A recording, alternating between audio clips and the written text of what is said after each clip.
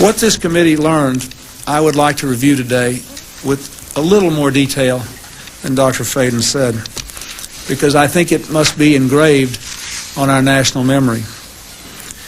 Thousands of government-sponsored experiments did take place at hospitals, universities, and military bases around our nation. The goal was to understand the effects of radiation exposure on the human body. While most of the tests were ethical by any standards, some were unethical, not only by today's standards, but by the standards of the time in which they were conducted. They failed both the test of our national values and the test of humanity. In one scientist injected plutonium into 18 patients without their knowledge. In another, doctors exposed indigent cancer patients to excessive doses of radiation, a treatment from which it is virtually impossible that they could ever benefit. The report also demonstrates that these and other experiments were carried out on precisely those citizens who count most on the government for its help, the destitute and the gravely ill. But the dispossessed were not alone. Members of the military, precisely those on whom we and our government count most, they were also test subjects. Informed consent means your doctor tells you the risk of the treatment you are about to undergo. In too many cases, informed consent was withheld. Americans were kept in the dark about the effects of what was being done to them. The deception extended beyond the test subjects themselves to encompass their families and the American people as a whole. For these experiments were kept secret, and they were shrouded not for a compelling reason of national security, but for the simple fear of embarrassment, and that was wrong. Those who led the government when these decisions were made are no longer here to take responsibility for what they did. They're not here to apologize to the survivors, the family members of the communities whose lives were darkened by the shadow of the atom and these choices.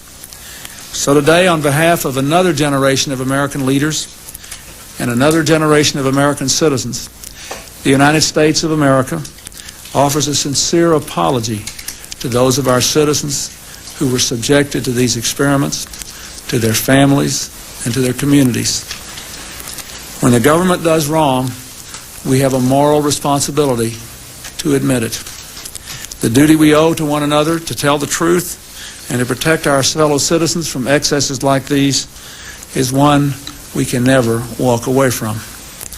Our government failed in that duty, and it offers an apology to the survivors and their families, and to all the American people who must be able to rely upon the United States to keep its word, to tell the truth, and to do the right thing. We know there are moments when words alone are not enough. That's why I'm instructing my cabinet to use and build on these recommendations, to devise promptly a system of relief, including compensation that meets the standards of justice and conscience.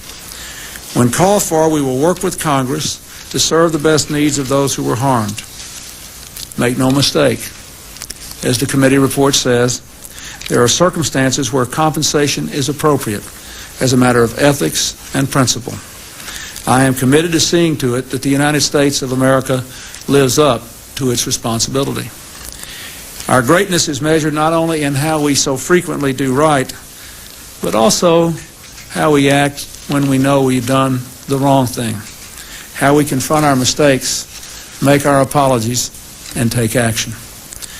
That's why this morning I signed an executive order instructing every arm and agency of our government that conducts, supports, or regulates research involving human beings to review immediately their procedures in light of the recommendations of this report and the best knowledge and standards available today, and to report back to me by Christmas. I've also created a Bioethics Advisory Commission to supervise the process, to watch over all such research, and to see to it that never again do we stray from the basic values of protecting our people and being straight with them.